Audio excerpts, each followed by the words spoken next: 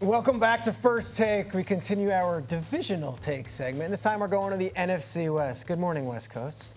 Starting with you, Damien Woody. What's your biggest storyline in the NFC West division this season? Well, listen, I think the quarterback position, right? You know, you talk about the different quarterbacks, and that, you know, you got one that got paid in San Francisco. You still got my man Stafford in there. Sam Darnold up in Seattle. So you got all these different quarterbacks vying for. Let's see what happens in that division this year. Add Kyler in too. What do you got, Mike? I'm going to go with the best quarterback in the division, the aforementioned Brock Purdy that D-Wood just mentioned. The best quarterback. The best quarterback. And let me tell you why. Good morning, Stafford. Yeah. Last year, he was third in yards per attempt, seventh in QBR. And you think about what Saquon Barkley's impact was in Philadelphia, taking nothing away from Jalen Hurts, who's a great player. But outside of Barkley, Christian McCaffrey could do all those things for this offense. I believe in Ricky Pearsall. At some point, they're going to get Brandon Ayuk back. Juwan Jennings is there. George Kittle still has a couple good years. So I think they have great weapons, a great play caller in Kyle Shanahan. I think Trent Williams still has a year or two left. So give me a great offensive line, second best running back, great play caller. And I think Brock Purdy is an ascending quarterback, taking nothing away from Stafford's career. I just think one's going up, the other's going down. Yeah, now, listen, for me, you know, you talk about Brock Purdy in the offense. I go on the defensive side for the 49ers. You know, they've had, you know, kind of what they call a brain drain on the defensive side of football. A lot of guys that graduated from the program moved on. Buckner, Armstead, Fonga, a lot of talent. A lot of talent has moved on from the defensive side. Their first 4 draft picks on the defensive side of football. And, oh, by the way, they bring back an old friend in Robert Saleh to revitalize that defense. So, listen, you know, Brock Purdy and Christian McCaffrey, we talk about those guys. But to me, if the 49ers are going to be the 49ers that we've been accustomed to talking about, it's going to be the defensive side that needs to get going. Okay, Harry Douglas, your biggest storyline in the NFC West this season. Well, let me go to the most favorite position on a football field. That's going to be the wide receiver position. Okay. And when we look at the most overpaid, I'm sorry. Okay, sorry. You need them. When I look at Matthew Stafford and who he has to throw to this season, it definitely could be magical. Now, my number one wide receiver duo in the country, that's going to be Jamar Chase and T. Higgins. Yep. Puka Nacua and Devontae Adams have the opportunity to be the second best duo from a wide receiver perspective this season. When you look at Puka Nacua, the guy who no one motions more than him, no one, you know, blocks better than him. When you talk about inside zone and that whole nine, he does the dirty work. A guy that you can give speed sweeps to. He makes the contested catches. He can run routes. He's going to go across the middle. And then you have the savvy veteran in Devontae Adams and what he brings to the table. And I love their relationship and how Devontae Adams is showing Puka Nacua little things that he learned and he's done in his career. So just sharpening each other's game. When I look at this duo, they have the ability to be the second best in the NFL this season. Yeah, that's a fair point. The only concern you have about someone like Matthew Stafford is you're already hearing things like, well, his back's tight. We're going to manage him a little bit in camp. We're in July, guys, and we want those great duos to be playing well in January, which is like forever for now, right? So to me, one of the things when we're looking at trajectory, who's best, who's going to surprise, I think about, like, where are we today? We're going to be in November. That's why I'm a little bit higher on the Jets, for example. And I think Brock Purdy. Can I throw a name out that we haven't even mentioned, not once? You said it briefly. Like, as much as we talk about Minnesota moving on from him, Seattle paid Sam Darnold big money. And Seattle was a good team last year. They were one game away from the playoffs. I think the Darnold thing is a very underrated storyline entering this season. Mike McDonald was a superstar head coach out of the gates. Second season with him, they have a new offensive coordinator. And you look at what Darnold's receiving room with, you know, Smith and Jigba, and they've got all these different players at different sizes that can use. I really think Sam Darnold getting finally the love and getting paid by one of these teams and not one of these Band-Aid deals is an interesting little wild card in that division. Can I point out one thing with Seattle? To me, the key up there is their offensive line. Okay. They got to get that unit. They poured in resources in that unit. That unit has to play better because they haven't been playing well over the past couple seasons. Cooper Kupp, have anything left? Yeah, look, maybe you could squeeze a year out of him. And you're right, like, to me, like, Sam Darnold has earned the right. I thought Chris Ballard said something very interesting, similar. He was talking about Anthony Richardson's development, but, like, Darnold's in that Geno Smith sort of Baker Mayfield conversation. Like, it doesn't happen overnight, and that's okay. So he has earned it. It's a really fair point. I think they're a team that's going to be hard to beat, assuming that Sam Darnold plays the way he did in Minnesota and doesn't turn over. You know, Pete, I want to go back to something that Mike T said, that he's talked about, Brock Purdy being the best quarterback in the division. I'm going to pose a question to Mike T. If you had one game to win, who would you pick? Would you pick Brock Purdy or Matthew Stafford? Probably Stafford. Okay. Right, but there's no probably. Okay. Yeah. Stand on it. Don't fix it. Did Roger Goodell text you or something? No, I'm just saying. We're playing 17 games, right? I mean, you said it like with your chest out. You said it with your chest out that Brock Purdy was the best quarterback in the division, but here you are picking Matthew Stafford if you had to play one game. Okay, but the different question is, you need to play 17 games, and you have to do a playoff thing. Would you take Purdy over Stafford in that scenario? I'm taking Purdy, absolutely. Younger? Yeah, ascending. Make the case, because I think everyone at home is like, Stafford's a made man and Purdy's not. Right. One guy is dealing with back tightness in July. The other one has all. And look, Stafford's had a great career with incredible talent, with a great head coach. But when you look at what San Francisco should be able to do this year, they're going to get better. I think Pearsall is very underrated, and we forget about the greatness of McCaffrey. He's going to be a force multiplier as well. So I want to go back towards Sam Darnold for a second, right? I think Clint Kubiak is very important in this talk. Mm-hmm. How much can you protect him with that run game? Those two guys have a relationship. They were together in San Francisco. Mm-hmm. The system is not too far off from what they ran with the Minnesota Vikings. Probably a little bit. They want to be more run happy, though. Actually, I think Kupp, Smith and Jigba, Kenneth Walker in the backfield, I think they're pretty good on offense. Well, compared to what Sam Darnold just had, like, how far of a jump do you think that is?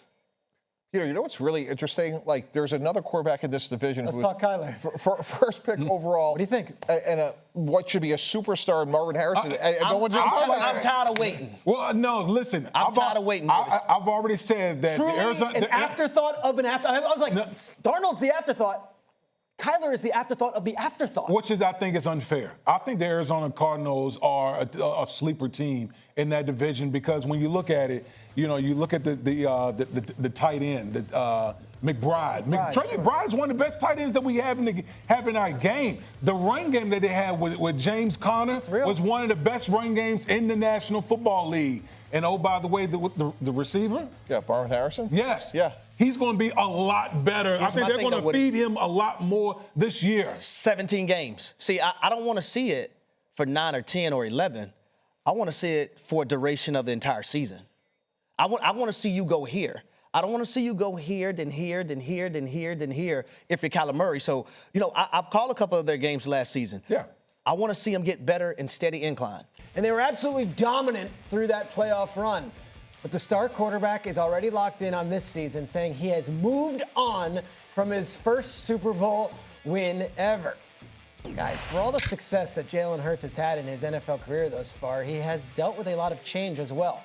He's now going to be playing for his 6th different offensive play caller in his 6th NFL season. Kevin Patullo replaces Kellen Moore as a first-year play caller.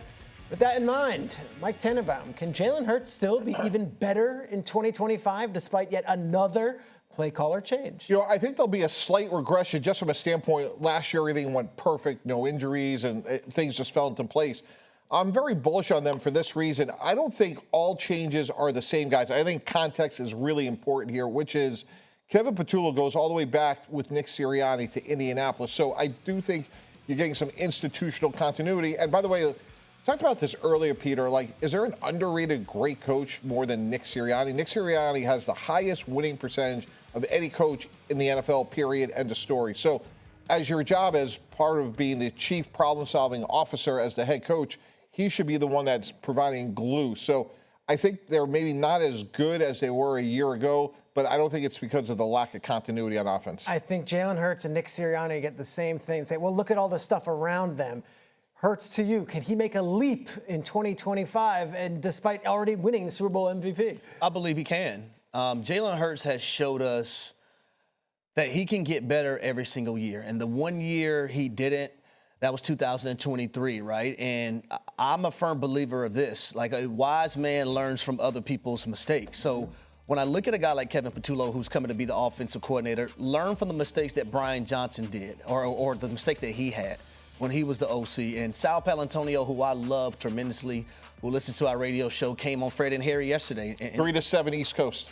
3 to 7 p.m. on ESPN Radio, the ESPN app, Sirius XM Channel 80, and say ESPN Radio to your smart speaker, Peter Schrager. Okay. Nice plug. What did my man Sal Pal have to say? What Sal said was, you know, when it comes to Kevin Patullo, he, as an offensive play caller, he has to adjust to Jalen Hurts and also Saquon Barkley. It's not the other way around. And this is going to be Kevin Patullo's first time calling plays. Mm-hmm. And that's a different ball game, right? That's different from Kellen Moore, who came over as already being an offensive coordinator, having that in his on his resume. At the Cowboys and at the Chargers. Exactly. So that's going to be a different component. But for Jalen Hurts, a guy who didn't have to pass the football a lot last season, it could be different. Now, easier said than done. I do believe teams are going to stack the box a lot more, but you still have to stop it with that offensive line and Saquon Barkley. But it's going to leave one-on-one coverage on the outside for A.J. Brown, who was one of the better receivers versus man coverage last season. And you have Devontae Adams and you have Dallas Goedert. So I do believe Devontae Smith, sorry. Yeah, Devontae Smith, my bad. Thank you. But I do believe that Jalen Hurts will be better in 2025. I want to break the fourth wall a little bit because it did get close to home with some shots at Ryan Clark and Dan Orlovsky. But Cam Newton's coming out this week, and he's saying boldly, hey, the guy threw for 2,900 yards. I can't put him in that same conversation as the other guys if he's throwing for only 2,900 yards in 2025. That's an individual statistic, and yet for some, they hold that against Jalen Hurts, and they say he's not that dude. He's not Mahomes. He's not Lamar. He's not. What do you think about that, holding the statistics and what he's got around him, maybe against Jalen Hurts? I'm not going to hold against Jalen Hurts for the fact that he's with a competent franchise that's, you know, has an elite GM, and Howie Roseman knows how to put the pieces together. I'm just not going to do that. I think there's a lot more meat on the bone as far as Jalen Hurts is concerned. Remember, we heard whispers last year, even, you know, coming from A.J. Brown about the passing game and some of the deficiencies in the passing game. Here's why I'm encouraged. I'm encouraged because the same system is going to be in place. Okay, they're not This is not like when Kellen Moore came in and brought in a new system. This system is already going to be in place. Kevin Patullo has been in this organization for quite some time. Is it his first year as a play caller? Absolutely. But the terminology and the system is going to remain the same. So for Jalen Hurts, this is actually going to be a good thing, knowing that I don't have to learn something new.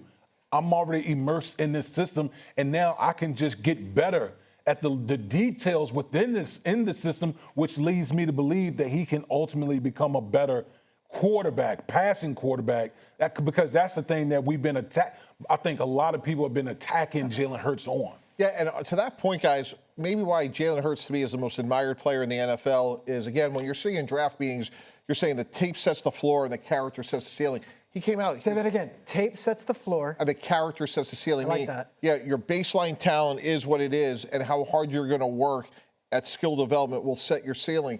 He came out rookie year 52%, last year 68%. He led the NFL in completions above expectations, meaning on tight window throws and balls that may not be completed. So when a weakness becomes a strength, to me, he could get even better relative to skill development. And that's what, you know, when we were talking about the top 10 list of quarterbacks and he doesn't get his due, I think part of that is he came out, you know, he basically had a transfer in college. He's a bottom of the second rounder, but he's worked his way up. And I think that's the part that, to me, you have to admire about the way he's gotten better.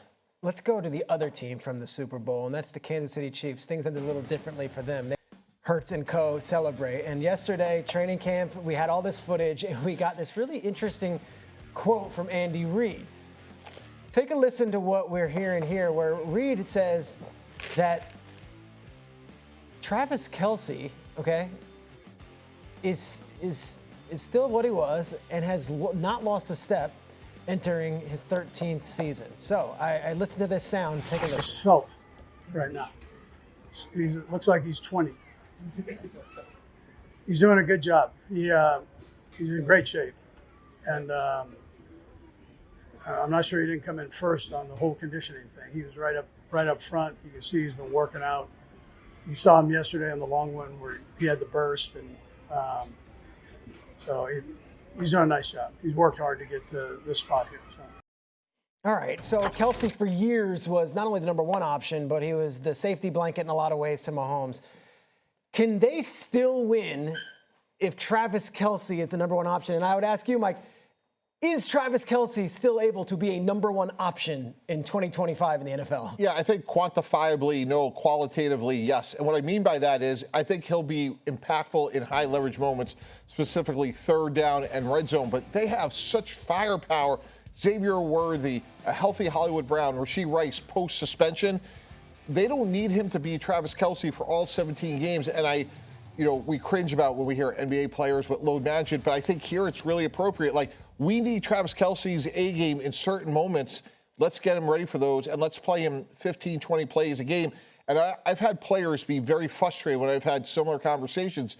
But what I would say to Travis is, like, you may be frustrated and mad at me in September and October, but in January, when we want the red confetti instead of the green confetti, remember this conversation. We're going to do everything we can to get you ready for those moments and maybe peel back a little bit earlier in the year. Do you have anything left in the tank? I do. I mean, obviously, as you get older, you always want to, kind of what I say, slim down and make sure that you're as light as possible. And I agree with Mike. I think in this situation, there's going to be a lot of load management with Travis Kelce because, when you watch the Kansas City Chiefs last year, I think it was very apparent as the season progressed. Rashee Rice is a number one option. And when he comes back from whenever the suspension comes down, he's going to be the number one option because he was playing that way, in the second half of the season last year. But ultimately, Travis Kelce doesn't have to be that guy. Does he have a rapport with Patrick Mahomes? Absolutely. Do they need him in big moments? Absolutely. But for the long haul, you just need to make sure you manage him till the most important moments, and that's coming postseason. So I think while Rashee Rice is out, Travis Kelce still has to be that number one guy. Mm-hmm. And Woody, I firmly believe what you just stated. Like the first 3 weeks of the season last year in 2024, before Rashee Rice got hurt, he was number one in the league in receptions. He was becoming that number one option for Patrick Mahomes. And Travis Kelce, it was dwindling off that he could just be a part of this thing, right? In a massive way still.